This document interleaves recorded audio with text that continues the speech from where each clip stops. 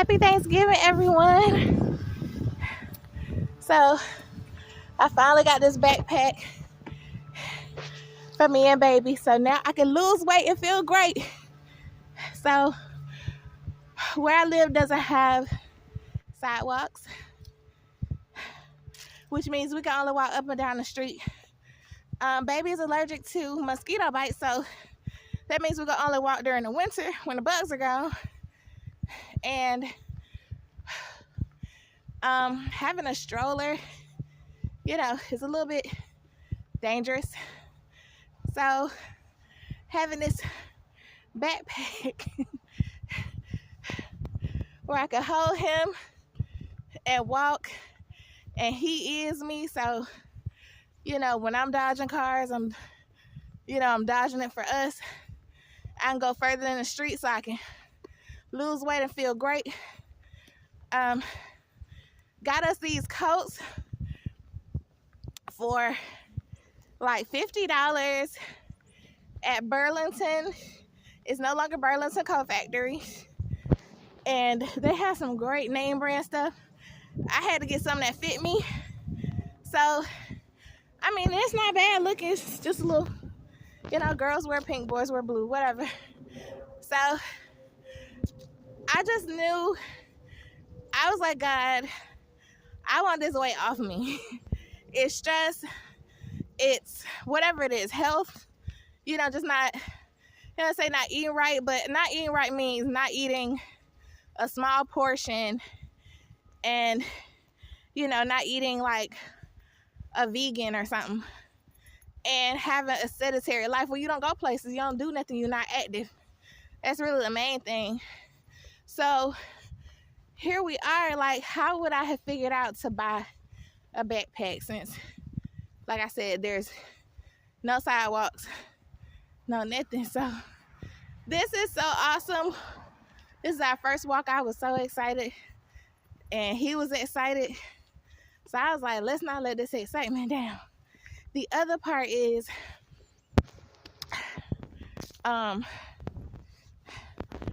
I had made some lamb chops. So I got my recipe from Grilling with AB, and he said his tagline is taking the mystery out of cooking. And when you want to talk about something that was so good, I got up and shouted and sung, and my body felt good. I felt good. And I just, I cooked it how he said to cook it. And it was great. It was delicious. I hadn't had a meal like that. I looked up a recipe for green beans. A little bit more than salt and pepper. And it was oil, garlic, salt, pepper, and a little bit of soy sauce. And I was like, oh my gosh, so the rice was good. Everything we ate was delectable. I tried to get him to eat some of the lamb chops, but he didn't. So it's okay. We had a great time. I fed him some more so we wouldn't be hungry. We're probably thirsty though, so I'm not gonna go too far. So we wouldn't be hungry. But yeah, I just was like, I'm actually like praying. I actually want to get the weight off of me. I actually want to. I want to be more active. I don't want to perish. My baby's only 2 years old. I got a long time to go. So, and I want to be attractive because I want to attract, someone else. Because, the situation with his father,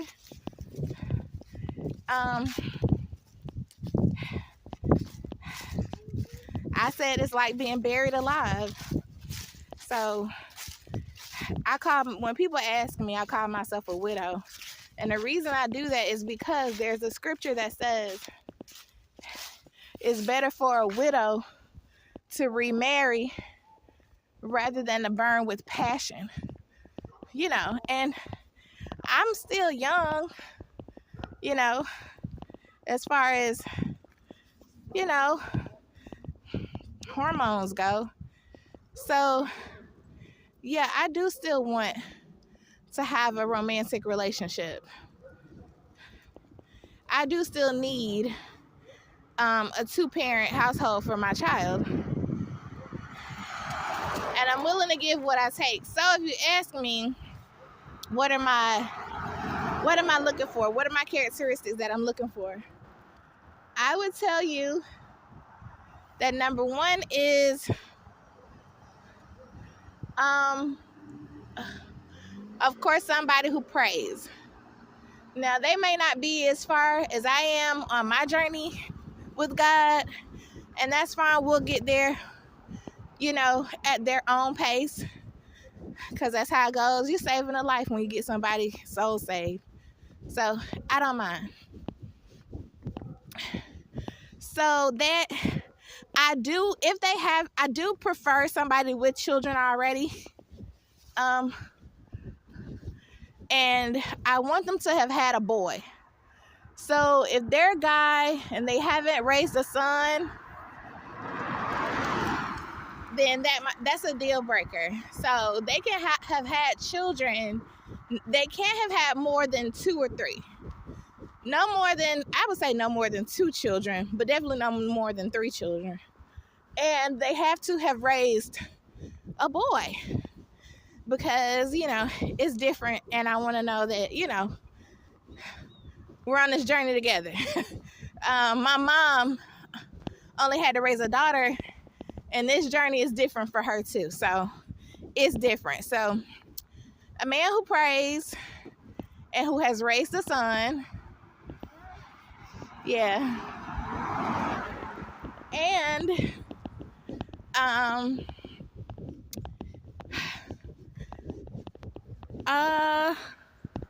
definitely our race. I don't intend to date outside the race. Around my age range, 3 years older or 3 years younger. That's it.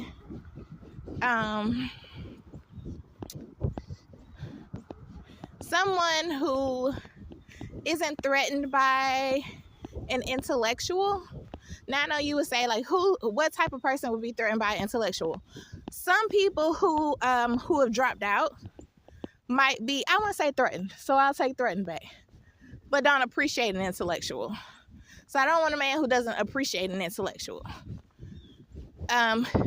So probably like no men who have dropped out of school, and he can have dropped out of school, but he has to, again, respect people who, went all the way to college, and we kind of appreciate our education.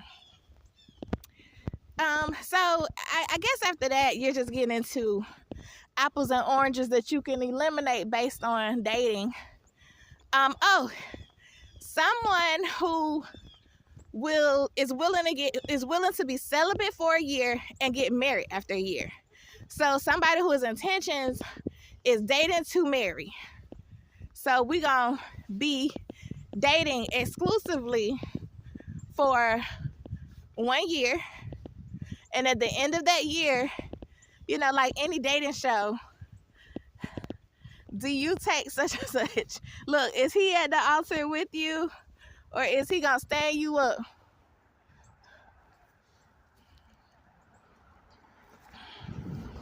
And you want it to, and it's like that. If at any time before a year we find we're not compatible, we can stop. But I don't plan on dating more than a year, because after a year we're gonna be, wanting to be with each other.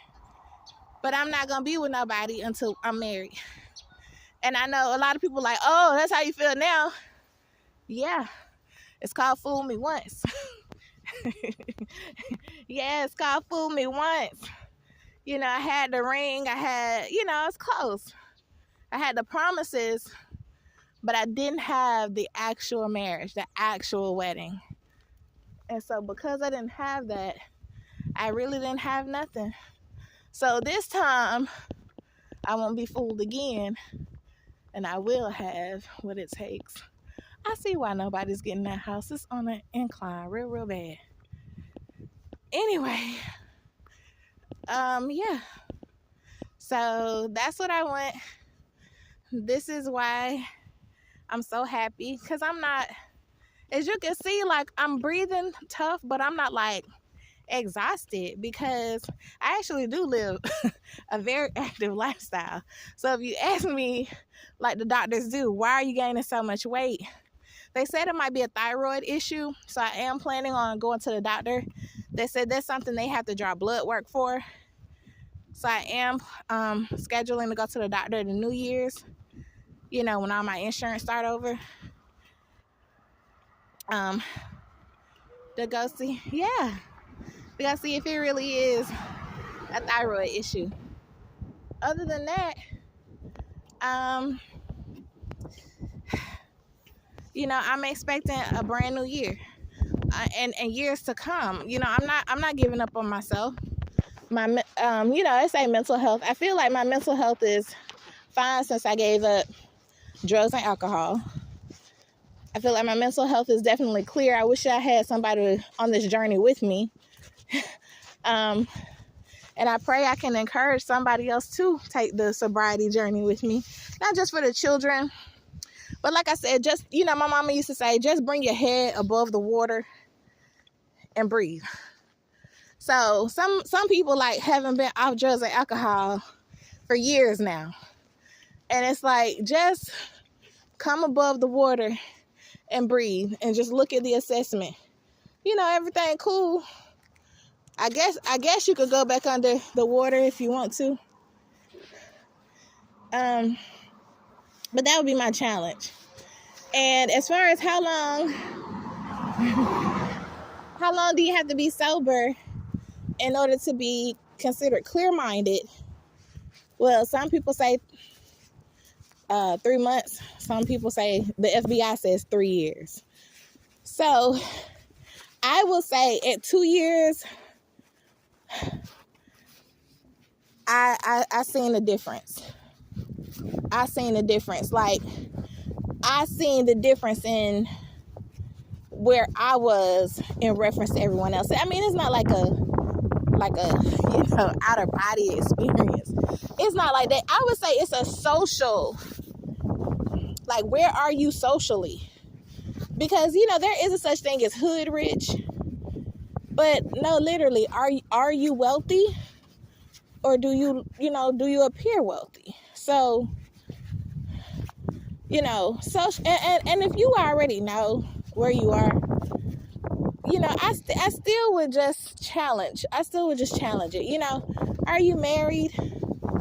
Some people don't have children, and I'm like, do you know that drugs and alcohol can inhibit you from having children? So I'm just saying, I'm definitely saying sobriety. And for women who are single mothers, let me just say I'm protesting. Anybody else who's like, oh, single mothers are doing their thing. No, they are I called it delusional joy. They have delusional joy. It's joy. Oh, I love my babies. Oh, I take care of my babies. There's a little bit of delusion there, because it takes two to have a baby, because it takes two to raise a baby. Can't have a baby by yourself, because you shouldn't be raising a baby by yourself. Okay? If it was okay to raise a child by ourselves, then we just be able to have one by ourselves. But that's not the nature of it. So even if that's the situation of it, I would definitely say single mothers need to definitely advocate for themselves more to not be single mothers for long. Now, does that mean dating guys indiscriminately? No. What it means is, it doesn't mean dating guys indiscriminately. Oh.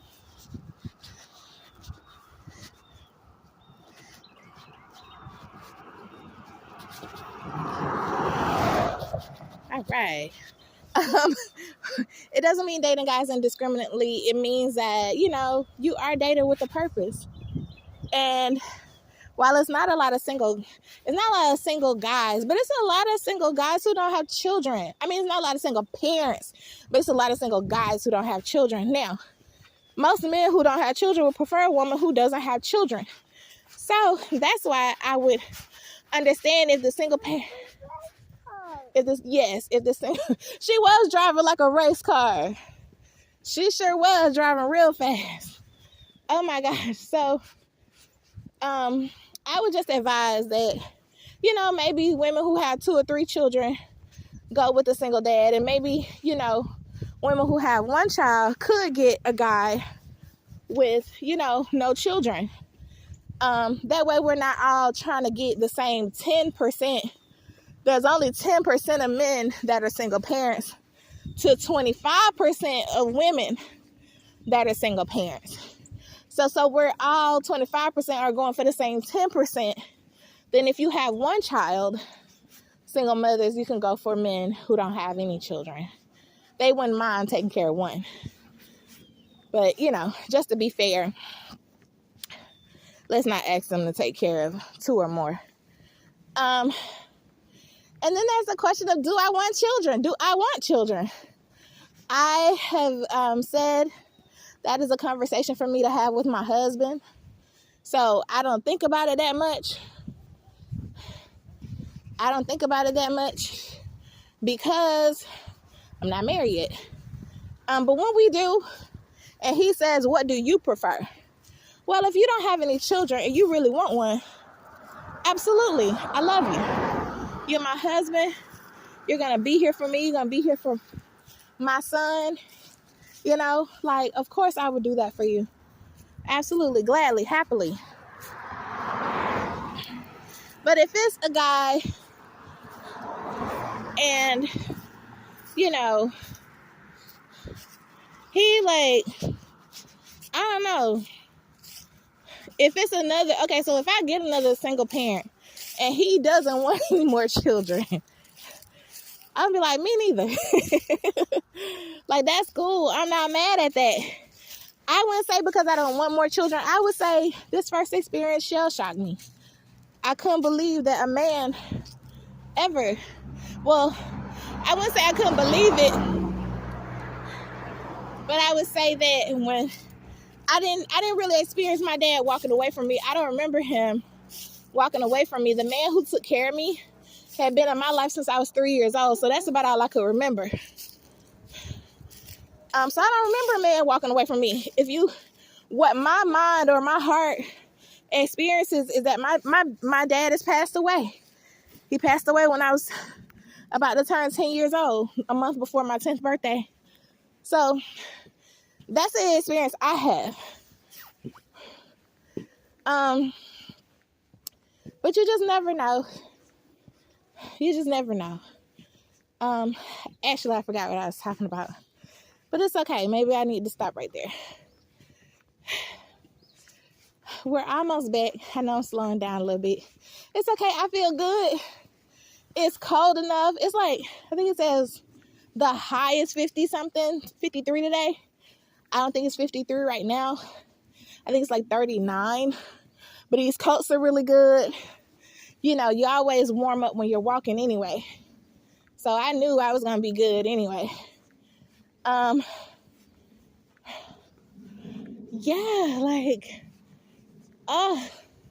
anyway, I'm not a lazy person.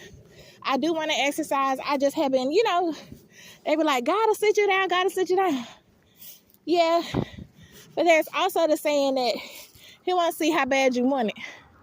So when it comes to how bad I want my health and my lifestyle, a healthy lifestyle for me and my child, because I want to live long with him, see him graduate, get married, have children, then my heart could be like, okay, he good now. Then we could talk about the afterlife. Other than that, I'm like, God, don't make me, you know what I'm saying? But at the same time, I know it's people who are big and they live forever. Well, not forever, but they live a long time. I still don't even want to be that person. I know when he gets ready to go to school, I want to be influenced to not just him, his friends, his teachers. When we go places, we go to the grocery store. I say hello, they say hello to him. We go to the library. They know him. They know he's going to be running around. If we don't go early enough, he'll still be a little tired. And he'll just sit in his stroller. So, at the post office, they know him. So, that's what a community is. I haven't taken him to a town hall meeting or nothing yet. But that's on the list. I've taken him to church once. And if you ask me why we don't go to church that often, there's a scripture in the Bible that says a bastard cannot go to a congregation for 10 generations. And I actually wrote the church about that. And they wrote me back. And they said, you're welcome here anytime. Y'all are welcome here anytime. So I'm just kind of digesting that, getting my heart, settled with that, okay with that. And once I,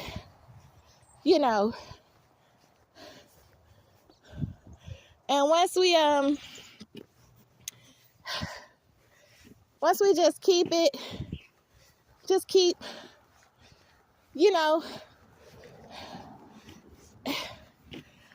so 2026, like I said, it's been 2 years. I've reached clarity. I'm going to reach my 3 years of clarity next year. And I don't know what that's going to mean for me. But I do know I have asked, suggested, pleaded with people to take on the sobriety road with me. And, just like in any race that you win, and I know life is not a race, but in any race that you win, you have to pass people. You run past them. So I'm not entirely like, no, I don't want to win. I don't want to run past them. No. If I have to, I will. But like I said, I know life is not a race, but it's a nice analogy. Like when people look at life as a game, you can find a lot of different analogies with life and games, but life is not a game either. It's life, so just remember that when you're trying to, when people are ghosting each other, like it's life. Treat people how you want to be treated. It's not about you ghosting them and you don't want nobody to ghost you. It's that, no, they're a person living life. They tried to talk to you for a reason. If you don't want to talk to them, you have that right. It's your life. But you definitely need to just say that with respect for their life. Now, have I been ghosted? Well, I don't know if we ghosted. I don't know if I was ghosted or if I just been too busy being a single parent. So either way, I got some books on Amazon. Plug. I got some books on Amazon under the pen name Saint, Saint, Crystal Gavel, Gavel, which is supposed to be a spinoff for my middle name. And I just liked it. I just, I was trying to come up with some names, some new names, because I'm having an identity crisis. I don't have the last name of my dad. And I guess my mom is right, rightfully so. I have the same last name as my mom, but she's a little, I don't know. She was a single parent, and what she has to understand is she had to choose between being a provider or a nurturer. And of course, eventually she had to provide. And so she stopped nurturing. And that was during my adolescent years. And so I don't feel like I got, because, my other parent passed away before I turned 10 years old. So I don't feel like I got the nurturing that I needed out of her. So I can understand why she feels like, okay, goal achieved. But, yeah, I mean, she's not Mother of the Year. So that's why I'm like, I don't, and even to this day, I'm like, don't you see how tough it is that I have it being a single parent? And she's like, no, you can do it. Whatever. Just do it. Just do it. Just do it. And I'm like, no, because I want to be Mother of the Year. So, no, I'm going to get me a second parent. And like I said, even if that second parent does pass away, is that the child, that's all they remember. Now, I also feel like for girls and boys, it might be different. I consider that man wholeheartedly my dad. And this little one might have a tougher time adjusting to such an existence. But I'm going to tell you, he's going to have two parents. I love him that much. I love him that much to say, God, work with me. I want my child to have two parents.